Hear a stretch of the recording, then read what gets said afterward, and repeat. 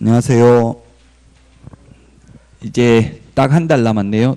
남은 기간 최선을 다하셔서 모두 다 합격하시기를 진심으로 기원합니다.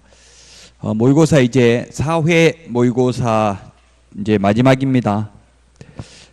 뭐가 틀리는지 모의고사를 보면 이제 정확하게 틀린 걸 다시 한 번 더 확인해서 복습을 하셔야 됩니다. 정확하게. 이 문제 똑같은 문제는 실제 시험에 한 문제도 안 나옵니다. 그래서 응용할 수 있는 능력을 길러야 됩니다.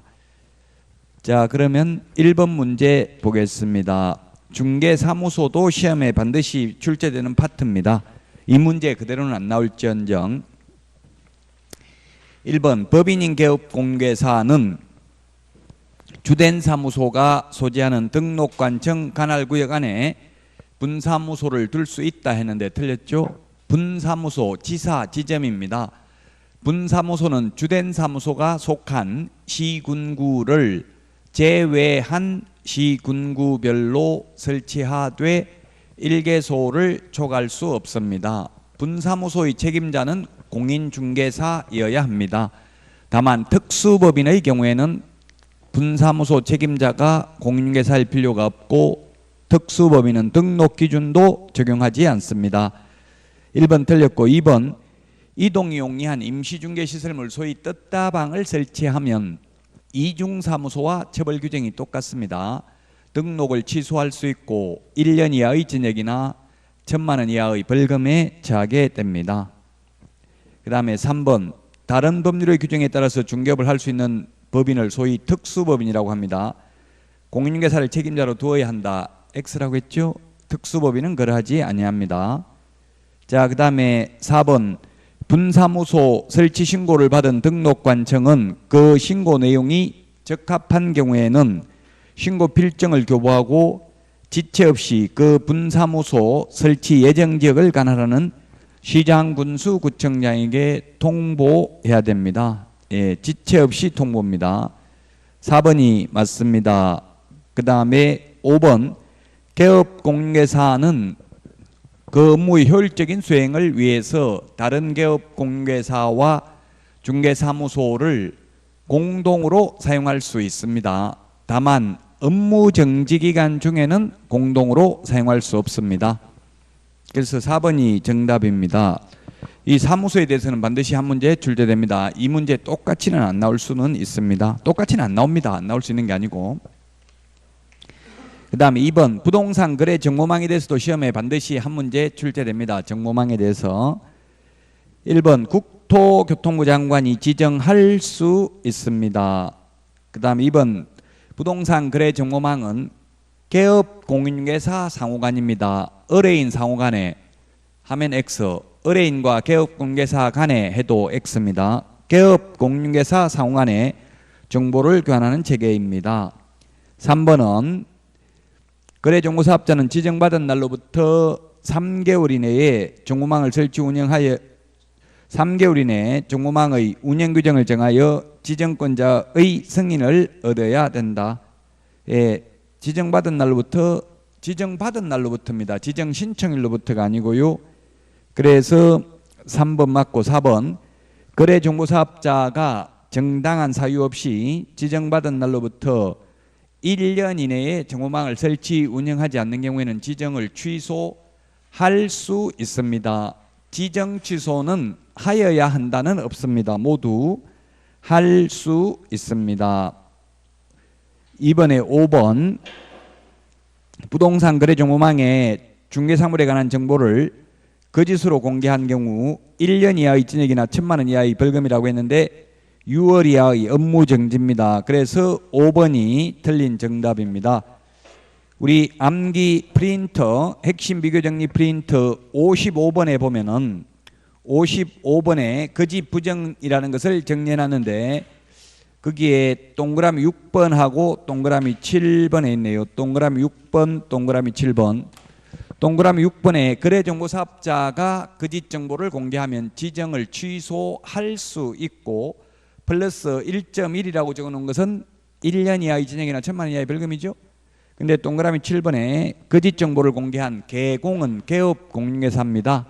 개업공인중개사는 6월 이하의 업무정지 사유입니다. 업무정지는 전부 6월 이하입니다. 인터넷에 보면 3월 이하 업무정지 이런 말을 하는 분이 있어요. 그건 3월 이하가 아니라 국토교통부령의 구체적 기준이 3월이지 3월 이하라는 말은 쓰지 않습니다. 업무정지는 업무정지, 자격정지는 모두 6월 이하입니다. 3월 이하 이렇게 나오는 건 X입니다. 다만 국토교통부령의 구체적 기준은 3개월이 있기는 합니다. 3번도 계약서와 관련된 것도 시험에 반드시 나옵니다. 역시 1, 2, 3번 다 반드시 나오는 문제입니다. 이 문제 똑같이는 물론 안 나오고 이 파트에서 나온다 이 말입니다. 자, 틀린 것인데 3번 1번 시도지사는 공인중개사가 소속 공인중개사로서 업무를 수행하는 기간 중에 서로 다른 둘 이상의 계약서, 이중계약서, 다운계약서, 업계약서를 적으면 자격을 정지할 수 있고 개업 공인중개사는 등록을 취소할 수 있습니다. 그러나 이렇게 이중계약서를 작성해도 징역벌금 대상은 아닙니다. 그 다음에 2번 개업공개사는 거래계약서에 서명 및 날인해야 된다. 예, 계약서와 확인설명서에는 서명 및 날인입니다. 그 외에 공인중개사법상 모든 서식은 서명 또는 날인입니다.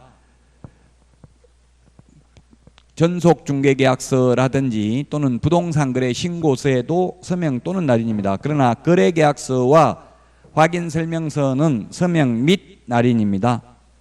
그 다음에 3번 국토교통부 장관은 표준 서식을 정해서 그 사용을 권장할 수 있지만 현재 법정 서식은 없습니다. 정해져 있지 않습니다.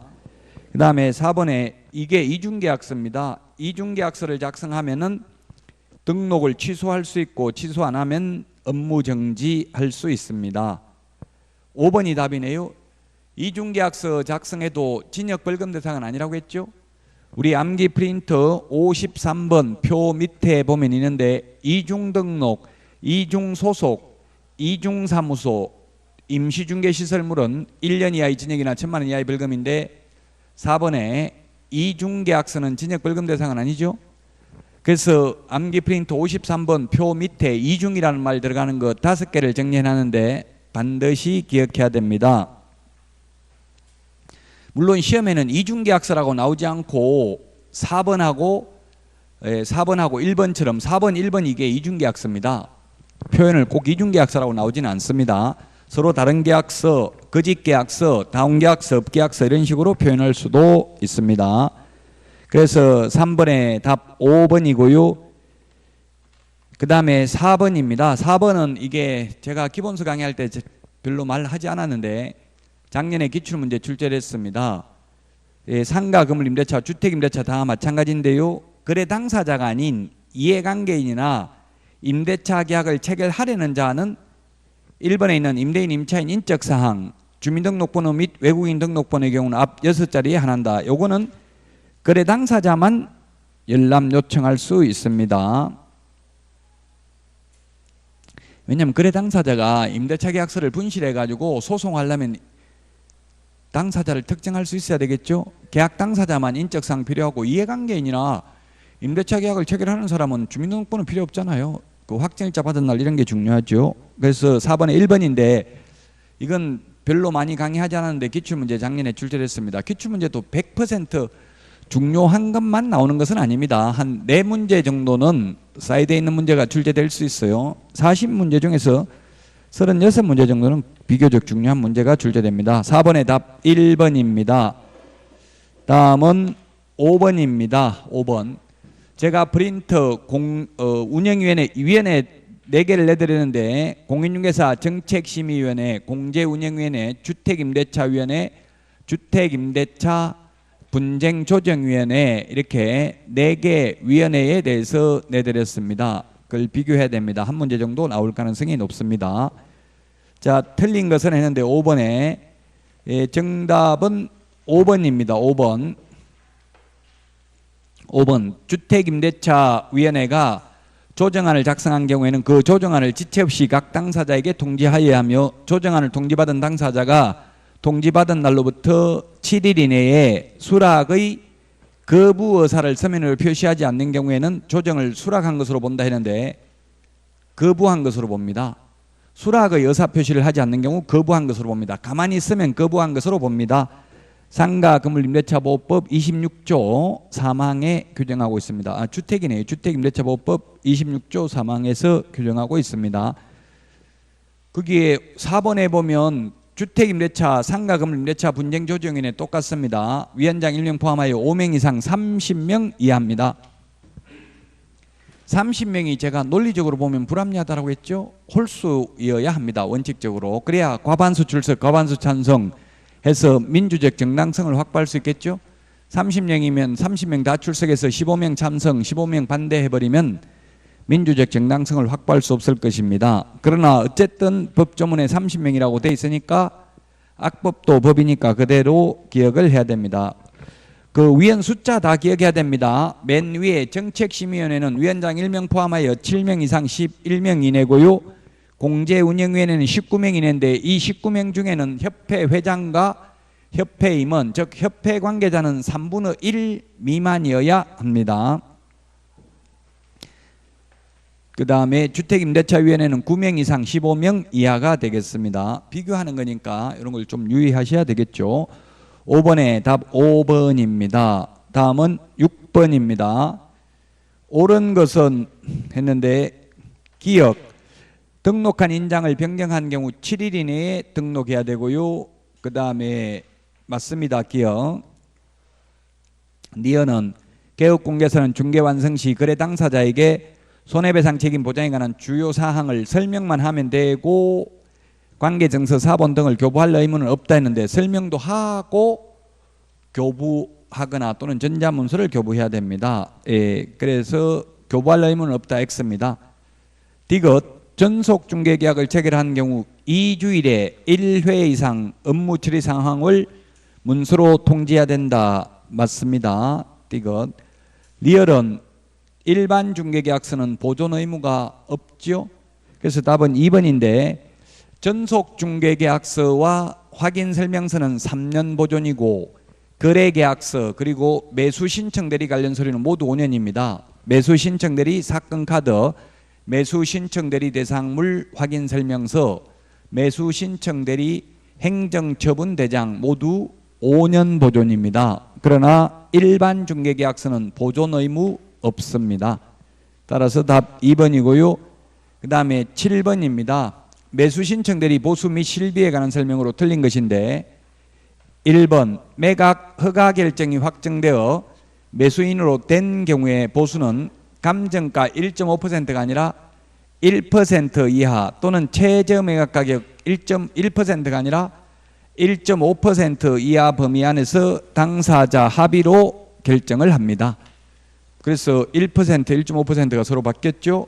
감정가 1% 또는 최저 매각 가격의 1.5% 범위 내에서 당사자 합의에 의해서 결정을 한다. 1번이 틀린 정답이고요. 2번 최고가 매수신고인 또는 매수인으로 되지 못한 경우에도 50만 원 받을 수 있고요. 실비 최대 3번 30만 원 받을 수 있고요. 실비는 4번에 원거리 출장비, 원거리 교통비는 받을 수 있다. 그러나 5번에 있는 것처럼 근거리 교통비나 등기사항증명서 비용은 실비로 받을 수 없다. 그래서 7번에 1번이 정답이 되겠습니다. 8번입니다. 8번. 토지거래 허가구역, 토지거래 허가제에서 2017년도 국토의 계획 및 이용에 관한 법률에 있을 때 평균 2문제 출제됐습니다. 자, 그래서 1번은 법령의 제정, 개정 또는 폐지나 그에 따른 고시, 공고로 인하여 토지 이용에 대한 행위 제한이 강화되는 지역이 아니라 완화되는 지역이죠. 이용 제한이 완화돼야 땅값이 올라갈 거 아니에요. 강화되는 게 아니고 완화되어야 합니다. 완화되어야 땅값이 올라가니까 강화 X 완화로 고쳐야 맞고요. 틀렸습니다. 1번. 그래서 2번 국토교통부 장관이 허가구역을 지정한 때에는 지체 없이 허가구역의 지정기간 등을 공고하고 그 공고 내용을 시도지사를 거쳐서 시장군수구청장에게 통지해야 된다. 이게 맞네요. 2번이 정답이고요. 3번은 70주파 이렇게 해서 7일 이상 공고 15일간 열람입니다. 7일 이상 공고 15일간 열람, 7공주파, 7공주, 7공고, 7일 이상 공고 15일간 열람입니다. 그래서 15일 이상 공고 7일간 열람 틀렸습니다. 반대로 해야 됩니다. 7공주파를 기억하십시오. 7일 이상 공고 15일간 일반이 열람할 수 있도록 해야 됩니다. 자, 그 다음에 4번입니다. 4번. 해제, 축소, 재지정은 즉시 효력이 발생합니다. 처음에 지정했을 때는 5일 후에 효력이 발생합니다. 5일 후에. 그래서 5일 X입니다. 이거는 해제, 축소이기 때문에 즉시 효력이 발생합니다. 그 다음에 5번. 국토교통부 장관은 허가구역의 지정사유가 없어졌다고 인정되는 경우에는 지체 없이 허가구역의 지정을 해제하거나 지정된 허가구역의 일부를 축소할 수 있는 게 아니라 축소하여야 합니다. 이유 있는 경우에는. 그래서 2번이 정답이 되겠습니다. 자, 그 다음에 9번입니다. 9번. 관할구역 외의 지역으로 이전했습니다. 자, 기억에 보니까 이전한 날로부터 10일 이내 이전 전이 아니라 이전 후 등록관청에 신고해야 됩니다. X. 니어는 이전 신고 전에 발생한 사유로 인한 개업공개사에 대한 행정처분은 이전 전이 아니라 이전 후 등록관청이 행합니다. 그래서 이제 잔머리 굴려서 옮겨도 소용이 없다. 휴업, 폐업 이전해도 소용없다. 행정처분을 회피하기 위해서 정가기록을 가지고 다니도록 한다. 그래서 최근 1년간 행정처분 서류를 송부해 줍니다. 이전 후의 등록관청이 행정처분할 수 있도록. 디귿에 이전 신고를 받은 등록관청은 원래의 중개사무소 등록증에 변경사항을 기재하여 이를 교부할 수 있다 했는데 관할구역 밖으로 가면 반드시 재교부를 해야 됩니다. 관할구역 안에서 옮겼을 때에는 원칙 등록증 재교부, 예외 등록증의 기재사항을 변경하여 이를 교부할 수 있습니다. 따라서 1번이 정답입니다. 10번입니다. 휴폐업에 대해서 틀린 것인데 1번 징집으로 인한 입영, 치약, 질병으로 인한 요양 등 부득이한 사정이 있으면 6월을 초과할 수 있습니다. 2번에 중개사무소 소재지 중개사무소 재개신고를 받은 등록관청은 반납받은 등록증을 즉시 반환해야 된다. 맞습니다. 즉시 반환입니다. 맞습니다. 3번 공인중개사의 폐업신고는 전자문서에 의해서 할 수 있다 했는데 휴업신고, 폐업신고는 방문신고만 가능합니다. 사무소 이전 신고도 방문신고만 가능합니다. 고용관계 종료 신고도 방문신고만 가능합니다. 면적 없이 가격 변경 신고하는 경우, 상대방이 신고를 거부해서 단독으로 부동산 거래 신고하는 경우, 정정신청도 정정신청도 방문신고만 가능합니다. 그래서 3번이 틀렸습니다. 전자문서 안 됩니다. 폐업 등록증을 반납하러 가야 되니까. 4번 휴업기간 변경을 하고자 하는 때에는 등록관청에 미리 신고해야 된다. 휴폐업 신고는 모두 미리 신고입니다. 그 다음에 5번 개설 등록 후 3월 초과에 업무를 개시하지 아니할 때에는 미리 신고해야 된다. 3월 초과입니다. 이상이 아니라 3월 초가 휴업하고자 하는 경우 미리 신고해야 됩니다. 따라서 답은 3번이 되겠고요. 그 다음에 11번 결격사유도 반드시 시험에 출제되죠. 1번 선고유예 받고 1년이 경과된 자 했는데 선고유예는 결격사유 아닙니다. 기소유예나 선고유예는 결격사유 아니죠.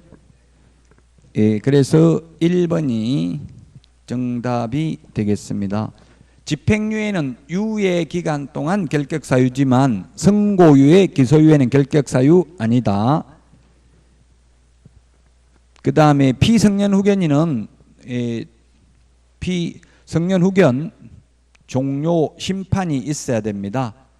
그 다음에 파산 선고받으면 복권 결정이 있어야 됩니다. 집행유예 기간이 유예 기간이 경과되어야 합니다. 5번 특별 사면은 3년 지나야 됩니다. 초일 산입 불산입은 시험에 나온 적이 없어요. 등록 취소 받은 날부터인지 다음 날부터인지 이런 건 시험에 나온 적이 없어요. 그 초일을 산입하는지 불산입하는지는 신경 쓸 필요 없고 3년이라는 숫자 많이 나오잖아요. 결격사유에. 그 3년 숫자만 기억하면 됩니다. 결격사유에 3년이 3번 나와요. 등록 취소 3년, 자격 취소 3년, 이 법에 의한 벌금 받고 3년, 금고 이상 형선고 받고 집행 종료된 날부터 3년 4번 나옵니다. 시험에 반드시 출제됩니다. 11번에 1번이 정답입니다. 결격사유가 반드시 출제된다. 자, 그 다음에 12번입니다. 12번 1번 법인인 개업공개사의 경우 등록할 인장은 법인 대표자 인장이 아니라 법인의 인장이어야 합니다. 법인 인감도장이어야 합니다. 다만 법인의 분사무소의 경우에는 법인의 대표자가 보증하는 인장을 등록할 수 있습니다. 개인의 경우에는 꼭 인감도장이 아니라도 되고 가족관계 등록부나 주민등록표에 기재되어 있는 실제 성명이 나타나 있는 인장으로서 그 크기가 가로 세로 각각 7mm 이상 30mm 이내의 인장이면 됩니다. 12번에 1번이 그래서 틀렸고요. 2번 인장 등록, 변경 등록 전자문서 가능합니다. 고용관계 종료 신고는 전자문서 안 된다고 했습니다. 3번 소속공개사가 등록하지 않은 인장을 중개인에 사용하면 자격정지 사유에 해당이 됩니다. 그 다음에 인장 등록은 중개사무소 개설 등록 신청과 같이 할 수 있고 그 다음에 소속공개사 고용신고와 같이 할 수도 있고 별도의 인장 등록 신고서와 함께 할 수도 있습니다. 5번 법인인 개업공개사의 인장 등록은 인감증명서 제출로서 가능합니다. 인감도장이어야 하니까 개인은 인장 등록 신고서에 도장을 찍어서 제출해야 됩니다. 12번에 1번이고요. 13번 청문을 실시하지 않는 것은 했는데 청문은 취소 3개만 청문을 실시합니다. 취소 3개만 청문을 실시한다. 청문은 들을 청, 들을 문이 청문인데 취소 3개 자격 취소, 자격 취소 그 다음에 등록 취소 그 다음에 지정 거래정보사업자 지정 취소 3개만 청문 실시합니다. 그러면 매수 신청 대리인 매수 신청 대리인 등록을 취소할 때는 청문 실시하지 않습니다. 이건 의견 진술 기회를 부여합니다.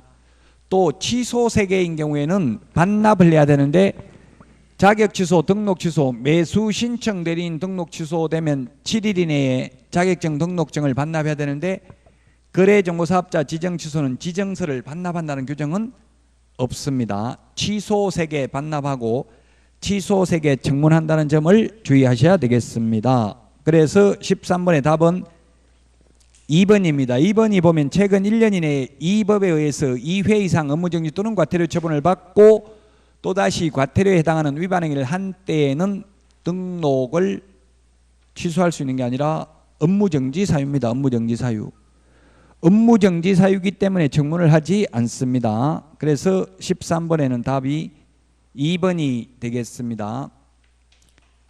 1번 이중등록하면 절대적 취소, 3번 거짓 부정한 방법으로 등록해도 절대적 취소, 4번에 양도되어 한 경우 절대적 취소, 4번에 절대적 취소입니다. 그래서 청문해야 됩니다. 13번의 답 2번입니다. 14번 최우선 면제에 관한 설명으로 틀린 것은 했는데 답은 5번입니다. 파주시의 경우에 보증금이 5천만 원이 아니라 6천만 원 이하인 경우 광역시에 준하는 보호를 받죠. 2천만 원까지 최우선 면제를 받습니다. 우리 서브노트 120페이지에 있고요. 그 다음에 암기 프린터는 29번, 암기 프린터는 29번에 있습니다. 29번에 있는데 개정됐기 때문에 최근에 서울특별시에는 1억 1천만 원 이하인 경우 1억 1천만 원 이하인 경우 나누기 3을 해서 3,700만 원까지 최우선 면제를 받고, 그 다음에 과밀억제권역은 1억 원 이하인 경우에 나누기 3을 해서 100만 원 단위로 절상을 하면 3,400만 원까지 최우선 면제를 받고, 그 다음에 광역시의 경우에는 6천만 원 이하인 경우에 나누기 3을 해서 2천만 원까지 최우선 면제를 받고, 그 다음에 기타 지역의 경우에는 5천만 원 나누기 3을 해서 1,700만 원까지 최우선 면제를 받습니다. 그런데 과밀억제권이 아닌데 세용화, 정용화라고 CN블루에 있죠. 과수 정용화가 아니라 세용화입니다. 세종, 용인, 화성 이 세 개는 과밀억제권에게 준하는 보호를 받는 것으로 신설됐습니다. 그 다음에 광역시가 아니면서 광역시에 준하는 보호를 받는 것으로 파주시가 신설됐습니다. 물론 파주시 빼고도 경기도 김포시, 경기도 광주시, 경기도 안산시 이런 거는 원래부터 있던 곳입니다. 그래서 파주 이게 주택임대차보호법하고 또 이게 참 어려워요. 이게 주택은 이렇고요. 그 다음에 상가를 보면은 그러면 상가의 경우에는 상가의 경우에는 서울의 경우 환산보전금이 9억 원 이하인 경우 적용이 됩니다. 원칙적으로 과밀억제권역은 6억 9천, 6구는 54라고 했죠. 6구. 그 다음에 광역시는 54, 654, 5억 4천 이하. 기타 지역은 3억 7천 이하인 경우에 원칙적으로 적용이 되고, 이 금액을 초과해도 적용되는 것은 6가지가 있습니다. 표준, 대개,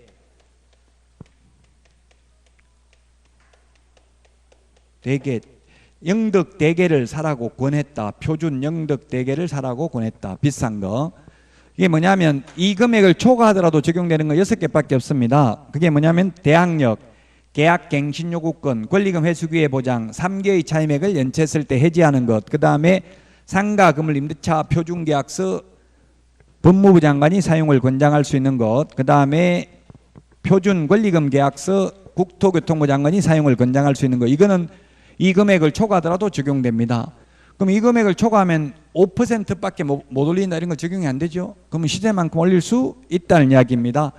자, 그런데 과밀억제권역이 아닌데 과밀억제권역에 준하는 보호를 받는 게 부산이 있고요. 근데 광역시가 아닌데 광역시에 준하를 받는 게 뭐가 있느냐면은 세용화가 있는 게 아니라 세파화가 있습니다. 세파화. 파주는 또 여기에 들어가요. 파주. 물론 용인은 옛날부터 광역시에 준하는 보호를 받아요. 이번에 신설된 게 세파화라고요. 세종, 파주, 화성. 그래서 지금 세종시가 대전의 블랙홀이다 이런 말도 나오더라고. 대전 시민들을 세종에서 많이 빨아들이고 있다는 이야기죠. 앞으로 세종은 계속 집값 올라갈 겁니다. 정부에서 정책적으로 인구 80만 명 넘게 만들어요. 왜냐하면 구가 있어야 되니까. 그래서 앞으로도 계속 유인책을 쓰니까 집값이 세종시는 떨어지지 않을 거예요. 자, 이거 세용화, 세파화 이걸 구분하시라고. 여기 주택은 세용화가 과밀억제권에게 준하는 보호를 받아요. 상가는 세파화가 광역시에 준하는 보호를 받아요. 자, 그 다음에 이게 우선 변제 받는 금액이고요. 환산보전금입니다. 근데 최우선 면제를 받는 금액은 최우선 면제를 받는 기준 금액은 역시 환산보전금인데 서울에서는 얼마냐면 서울에서는 6,500만 원 이하인 경우 환산보전금이 나누기 3을 해서 2,200만 원까지 최우선 면제를 받고, 그 다음에 과밀억제권역은 5,500만 원 이하인 경우 나누기 3을 해서 1,900만 원까지 최우선 면제를 받고요. 그 다음에 광역시인 경우에는 3,800만 원 이하인 경우 나누기 3을 해서 1,300만 원까지 최우선 면제를 받고, 기타 지역은 3천만 원 이하인 경우에 1,000만 원까지 최우선 면제를 받습니다. 근데 특이한 점은 우선 면제를 받을 때는 부산은 과밀억제권에게 해당됐지만 최우선 면제 받을 때는 부산은 그냥 광역시입니다. 부산은 그냥 광역시다. 마찬가지 우선 면제 받을 때는 세파화가 광역시에 준하는 보호를 받았지만 최우선 면제 받을 때는 세종시, 파주시, 화성시가 최우선 면제 받을 때는 기타직에 들어간다고요. 이게 좀 어려워요. 그래서 암기 프린트 29번 또는 서브노트 120페이지에 있습니다. 120페이지하고 또 뒤에 있으니까 이걸 좀 잘 정리해야 됩니다. 이번 시험에 한 문제 나올 확률이 높아요. 다 개정됐기 때문에 최근에.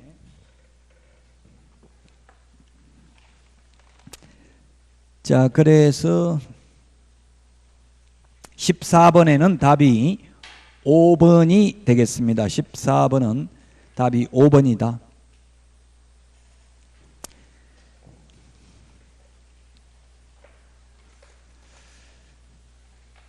자, 그 다음에 15번 보겠습니다. 계약금 등의 예치 권고 제도도 한 문제 정도 시험에 거의 출제가 됩니다. 이게 어디에 있냐면 우리 암기 프린트 16번 맨 밑에 보면은 16번 맨 밑에 보면은 계약금 등의 예치 명의자가 개공은 신체 보전 이렇게 암기를 했습니다. 개공이 개업공개사지요. 개공은 신체를 보전해야 된다. 7명입니다. 개업공인중개사 공제사업을 행하는 자 은행, 그 다음에 신탁업자 최신관서 보험업법에 의한 보험회사 계약 이행관리 전문회사입니다. 그래서 시험에 예치 명의자가 아닌 사람 뭐가 나왔냐면 제3자 명의로 예치할 수 있다. 법원 명의로 예치할 수 있다. 매도인 명의로 예치할 수 있다. X로 출제된 적이 있습니다. 그 다음에 2번에 예치기관, 금융기관 공제사업을 행하는 자 신탁업자. 3번 반환보증서 발행기관, 금융기관 보증보험회사입니다. 따라서 금융기관은 세 군데 다 해당된다고 봐야 됩니다. 해석상. 자, 그 다음에 거기에 동그라미 4번에 하나 더 적어놓으면 계약금 등이 뭐냐면 계약금뿐만 아니라 중도금, 잔금도 계약금 등에 해당된다. 이걸 기억해야 된다 했죠. 이렇게만 암기하면 된다. 자, 그래서 15번에 보면은 15번에 틀린 것은 답이 1번입니다. 1번. 예, 우리 암기 프린터에 보면 수수료 정리해 놓은 게 52번에 있는데 52번에 동그라미 16번, 동그라미 15번에 있습니다. 15번, 16번. 15번에 권리관계 등의 확인에 소요되는 실비는 매도, 임대, 그 밖의 권리를 이전하려는 의뢰인이. 16번 계약금 등의 예치 권고 제도와 관련되는 실비는 매수, 임차 의뢰인이 부담을 합니다. 그래서 1번이 정답인데 요거 해설을 보면 좀 매끄럽지 않게 돼 있어요. 해설이 좀 바람직하지 않게 돼 있어요. 요거 15번에 대한 해설. 뭐 문제의 답은 1번이 맞습니다. 그 계약금 등의 해설을 보면 이게 명확하게 구분을 안 해놨어요. 제가 해설을 했는데. 그래서 한번 수정해 드리겠습니다. 즉 권리관계 등의 확인에 소요되는 실비는 매도, 임대 의뢰인이, 계약금 등의 예치 권고 제도와 관련되는 실비는 매수, 임차 의뢰인이 부담하죠. 1번이 정답이 되겠습니다. 1번. 계약금 등의 예치 권고 제도, 제목에 나와 있잖아요. 권고 제도니까 강행 규정이 아니고 임의 규정이고요. 계약 성립될 때까지가 아니라 이행이 완료될 때까지 예치하도록 권고할 수 있습니다. 이행이 완료됐다고 하면 잔금 치르고 등기가 있는 게 받는 거죠. 계약 성립될 때까지가 아니라 이행이 완료될 때까지. 권고사항이기 때문에 권고사항을 따르지 않아도 처벌 규정은 없습니다. 그리고 개업공개사 명의로 예치했을 때는 개업공개사는 자신의 예치금과 계약금 등을 분리해서 관리해야 되며 거래 당사자의 동의 없이는 예치된 계약금 등을 인출하여서는 아니 된다. 또 개업공개사 명의로 예치하는 경우는 그 예치금액에 상당하는 보증보험 공제 또는 공탁을 가입하고 그 관계 증서를 거래 당사자에게 교부해야 됩니다. 16번까지 하고 쉬었다가 하겠습니다. 틀린 것은 했는데 이거 최근에 개정됐습니다. 우리 암기 프린터 13번에 있나요? 13번에 보면은 2018년 12월 10일 최근에도 개정됐습니다. 그래서 1번이 답인데요. 투기지역이 아니고 투기과열지구입니다. 투기지역, 투기과열지구, 조정지역이 있는데 투기지역이 가장 문제가 심한 곳이죠. 투기지역이 아니라 투기과열지구고요. 그 다음에 3억 초과가 아니라 3억 이상인 주택법상 주택인 경우에 하나여 자금 조달 계획과 실입주 여부를 신고해야 된다. 근데 자금 조달 계획 우리 암기 프린트 13번에 동그라미 2번에 있는 것처럼 이번에 2018년 12월 10일 날 개정된 게 증여받은 돈이 얼마인지 상속받은 돈이 얼마인지 대출받는 경우 기존 주택 유무를 표시하도록 되어 있다. 암기 프린트 13번에 동그라미 2번에 있습니다. 그래서 16번에는 답이 1번입니다. 2번 건축법상 부동산에 대한 공급계약은 신고 대상이 아닙니다. 예. 주택법 등 8개 법률에 의한 공급계약만 부동산거래 신고 대상입니다. 3번 거래 당사자 중 매수인이 국가 등인 경우에는 자금조달 제출 규정의 적용을 배제합니다. 4번 개업공개사가 거래계약서를 작성 교부하는 경우에는 거래 당사자 중 일방이 국가 등인 경우에도 개업공개사가 부동산거래 신고를 합니다. 거래 당사자 직거래인 경우에는 국가 등이 단독으로 부동산거래 신고하죠. 중개거래인 경우는 반드시 개업공개사가 부동산거래 신고를 합니다. 5번 부동산거래계약을 신고하려는 자 중 매수인 외의자가 자금조달 입주계획서를 제출하는 경우 매수인은 부동산거래계약 신고를 하려는 자에게 신고하려는 자가 누구냐면 개업공개사나 또는 법무사일 가능성이 많죠. 신고하려는 자에게 계약 체결로부터 60일이 아니라 50일 이내 자금조달 입주계획서를 신고관청에 제출하는 게 아니라 제공하는 게 아니라 누구한테 신고하려는 자, 즉 개업공개사나 법무사에게 제공을 합니다. 거래 당사자 직거래인 경우는 법무사들이 대리를 하거든요. 어차피 등기 신청을 대행하니까. 16번의 답 1번입니다. 여기까지 하고 쉬었다가 하도록 하겠습니다.